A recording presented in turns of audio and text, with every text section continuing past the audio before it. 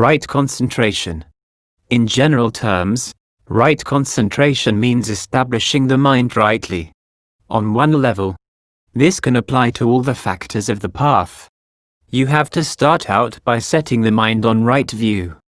In other words, you use your discernment to gather together all the Dhamma you've heard. Then when you set the mind on right resolve, that's also a way of establishing it rightly. Then you set it on right speech, speaking only things that are right. You set it on right activity, examining your activities and then forcing yourself, watching over yourself, to keep your activities firmly in line with what's right. As for right livelihood, you set your mind on providing for your livelihood exclusively in a right way. You're firm in not making a livelihood in ways that are wrong, not acting in ways that are wrong, not speaking in ways that are corrupt and wrong. You won't make any effort in ways that go off the path. You won't be mindful in ways that lie outside the path. You'll keep being mindful in ways that stay on the path. You make this vow to yourself as a firm determination. This is one level of establishing the mind rightly. But what I want to talk about today is right concentration in the area of meditation. In other words, right meditation, both in the area of tranquility meditation and in the area of insight meditation. You use the techniques of tranquility meditation to bring the mind to stillness. When you make the mind still, firm in skillful qualities, that's one aspect of right concentration. If the mind isn't firmly established in skillful qualities, it can't grow still. If unskillful qualities arise in the mind, it can't settle down and enter concentration. This is why, when the Buddha describes the mind entering concentration, he says, Viviccheva kamehi, quite secluded from sensual preoccupations. The mind isn't involved, doesn't incline itself towards sights that will give rise to infatuation and desire. It doesn't incline itself towards sounds that it likes, toward aromas, tastes, or tactile sensations for which it feels infatuation through the power of desire. At the same time, it doesn't incline itself toward desire for those things. Before the mind can settle into concentration, it has to let go of these 5 types of preoccupations. This is called Viviccheva kamehi, quite secluded from sensual preoccupations. Viviccheva kusalehi dhammehi, quite secluded from the unskillful qualities called the 5 hindrances. For example, the first hindrance is sensual desire.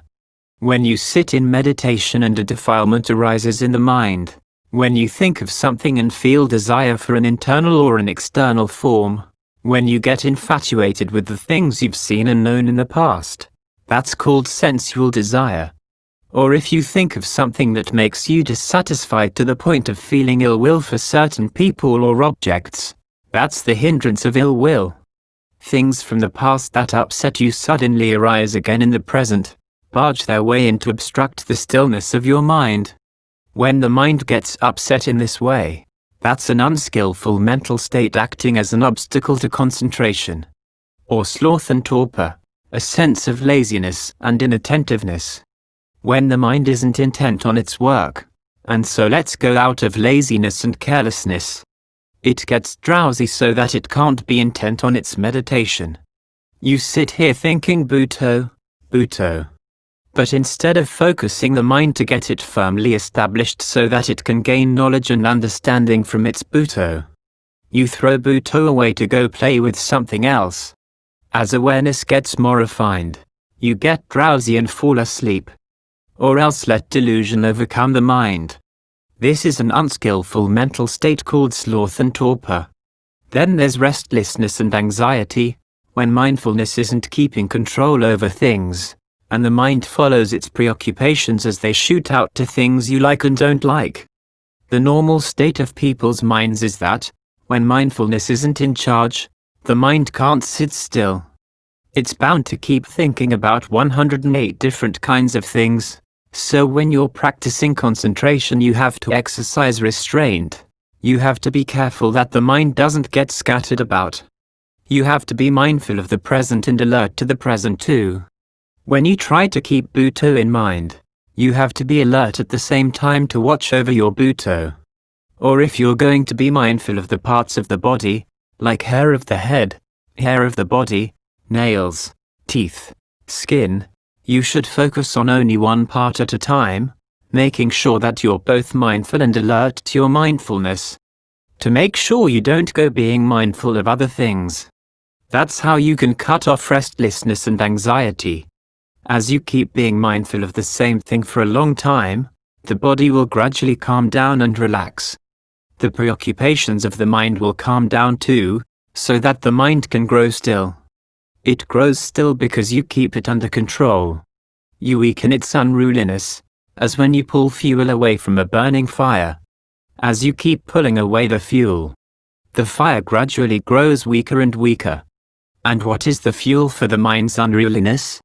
Forgetfulness, inattentiveness. This inattentiveness is the fuel both for restlessness and anxiety, and for sloth and torpor. When you keep mindfulness and alertness in charge, you cut away forgetfulness and inattentiveness. As these forms of delusion are subdued, they lose their power. They gradually disband, leaving nothing but awareness of Bhutto, or whatever your meditation object is. As you keep looking after your meditation object firmly, without growing inattentive, restlessness will disappear. Drowsiness will disappear. The mind will get firmly established in right concentration. This is how you enter right concentration. You have to depend on both mindfulness and alertness together. Right concentration can't simply arise on its own. It needs supporting factors. The first 7 factors of the path are the supports for right concentration, or its requisites, the things it needs to depend on. It needs right view, right resolve, right speech, right action, right livelihood, right effort, and right mindfulness. As you keep developing the beginning factors of the path, concentration becomes more and more refined. Step by step, when the mind is trained and suffused with these qualities, it's able to let go of sensual preoccupations, able to let go of unskillful mental qualities. Vivicheva kamehi, vivicharakusalehi damehi. When it's secluded from sensual preoccupations, secluded from unskillful qualities, it can enter concentration. It experiences stillness, rapture, pleasure, singleness of preoccupation. Both body and mind feel light. In the first stage, the mind isn't totally refined because it still has directed thought and evaluation in the factors of its concentration. If your mindfulness is in good shape and can keep its object in mind without pulling away, if your effort is right and alertness keeps watching over things, the coarser parts of your concentration will drop away. And the mind will grow more refined step by step. Directed thought and evaluation, the coarser parts, will drop away because they can't follow into that more refined stage. All that's left is rapture, pleasure, and singleness of preoccupation. As you keep on meditating without let up, things keep growing more refined step by step. Rapture, which is coarser than pleasure, will drop away, leaving the pleasure. Pleasure is coarser than equanimity. As you keep contemplating while the mind grows more refined, the pleasure will disappear, leaving just equanimity. As long as there's still pleasure, equanimity can't arise. As long as the mind is still feeding off pleasure, it's still engaged with something coarse.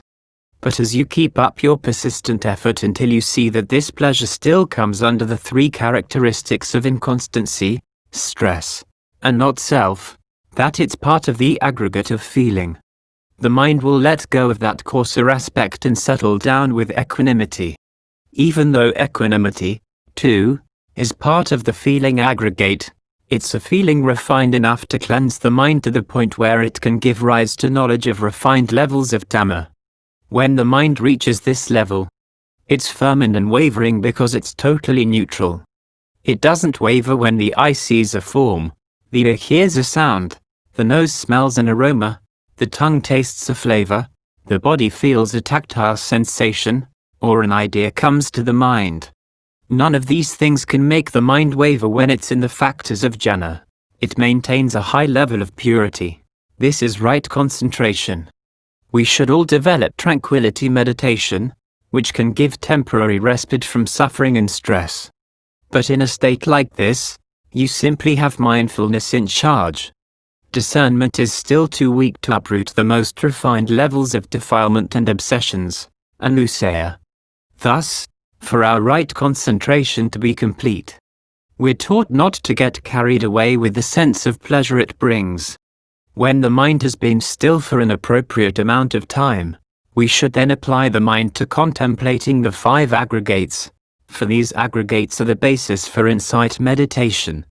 You can't develop insight meditation outside of the 5 aggregates, the aggregates of form, feeling, perception, thought fabrications, and consciousness, for these aggregates lie right within us, they're right next to us, with us at all times. So, how do you develop the aggregate of form as a basis for insight meditation? You have to see it clearly in line with its truth that form is inconstant. This is how you begin. As you develop insight meditation, you have to contemplate down to the details. What is form?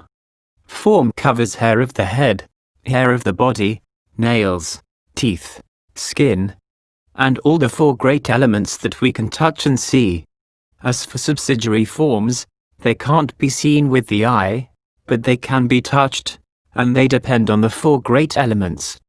For example, sound is a type of form, a type of subsidiary form. Aromas, flavors, tactile sensations, are subsidiary forms that depend on the 4 great elements. The sensory powers of the eye, ear, nose, tongue, and body, are subsidiary forms. They're physical events, not mental events. You know? Then there are masculinity and femininity, which fashion the body to be male or female, and create differences in male and female voices, manners, and other characteristics. Then there's the heart, and then Vinyati Rupa, which allows for the body to move, for speech to be spoken. So the Buddha taught that we should contemplate form in all its aspects, so as to gain the insight enabling us to withdraw all our clinging assumptions, that they're us or ours. How does this happen? When we contemplate, we'll see that, yankinchi rupang, atatanagata pachupanang, all form, past, future, or present, internal or external, blatant or subtle, common or sublime, far or near, is inconstant, stressful, and not self. It all lies under the 3 characteristics. When we remember this, that's called pariyati Dhamma, the Dhamma of study. When we actually take things apart and contemplate them one by one to the point where we gain true knowledge and vision, that's called the practice of insight meditation. The discernment arising in line with the way things actually are. This is a short explanation of insight meditation, focused just on the aggregate of form. As for feeling, the pleasures, pains, and feelings of neither pleasure nor pain within us, once we've truly seen form, we'll see that the same things apply to feeling. It's inconstant. When it's inconstant, it'll have to make us undergo suffering and stress because of that inconstancy. We'll be piling suffering on top of suffering. Actually, there's no reason why the mind should suffer from these things, but we still manage to make ourselves suffer because of them. Even though they're not self, there's suffering because we don't know. There's inconstancy because we don't know. Unless we develop insight meditation to see clearly and know truly, we won't be able to destroy the subtle, latent tendency of ignorance, the latent tendency of becoming, the latent tendency of sensuality within ourselves. But if we're able to develop insight meditation to the point where we see form clearly in terms of the 3 characteristics of inconstancy, stress, and not self, then disenchantment will arise. When the latent tendencies of ignorance and becoming are destroyed, the latent tendency of sensuality will have no place to stand. There's nothing it can fabricate, for there's no delusion. When ignorance disbands, fabrications disband. When fabrications disband, all the suffering that depends on fabrication will have to disband as well. This is why we should practice meditation in line with the factors of the Noble Eightfold Path as set down by the Buddha. To condense it even further, there are 3 trainings: virtue, concentration, and discernment.